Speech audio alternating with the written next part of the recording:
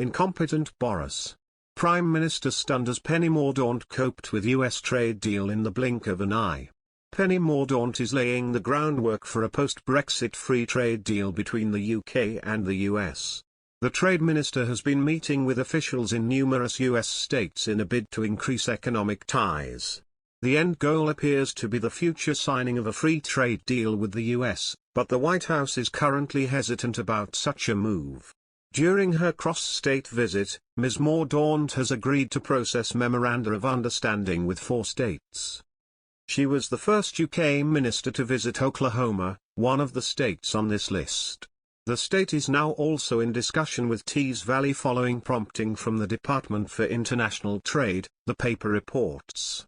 This follows the opening of a new free port in Tees Valley late last month, hailed as a sign that the UK is maximising the opportunities of Brexit.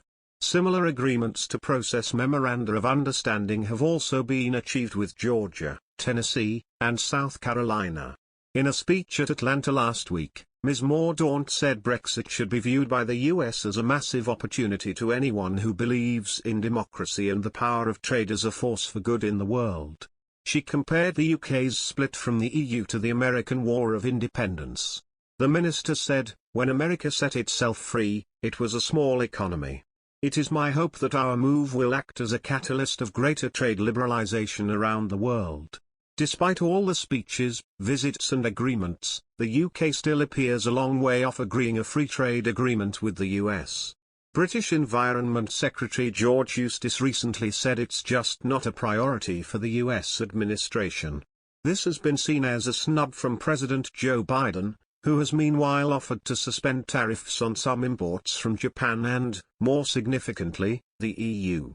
There are currently no plans within the White House for tariffs, imposed while Donald Trump was president, to be removed for the UK. While a free trade agreement may currently be out of sight, Ms. Mordaunt has focused her efforts on achieving growth at a local level. By the time Christmas Eve rolled around last year, Brits were well tired of Brexit. The trade talks were in their 11th hour, the details were mind-numbing and the big picture had been talked to death over 4 years. The pandemic made the tortuous divorce between the UK and European Union seem frivolous. A deal clinched, Boris Johnson declared victory and heaped praise on his hard-nosed chief negotiator, David Frost. Now it seems to be Johnson himself whom people are tired of.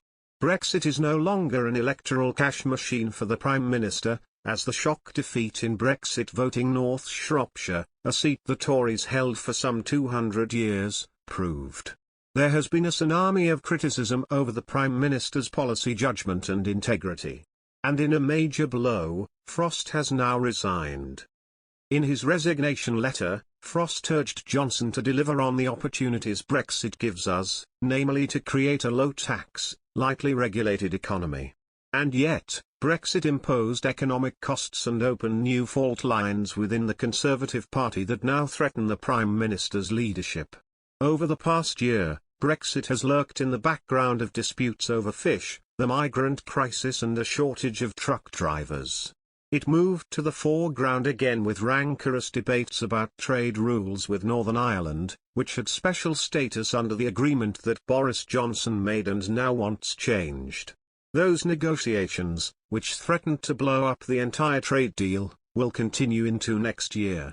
The economic impact of Brexit is difficult to separate from the effects of the pandemic.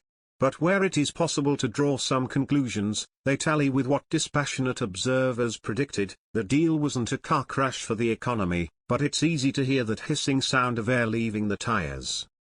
Brexit was sold with the promise that, freed from EU rules and regulations, Britain could strike lucrative free trade deals to move its economy away from the stodgy old world on its doorstep and toward the mega-growth of the Asia-Pacific. Though former Trade Secretary Liz Truss, who became Foreign Secretary and is now tasked with Frost's responsibilities, boasted some 70 trade agreements under her belt, the vast majority have been rolled over from existing EU agreements.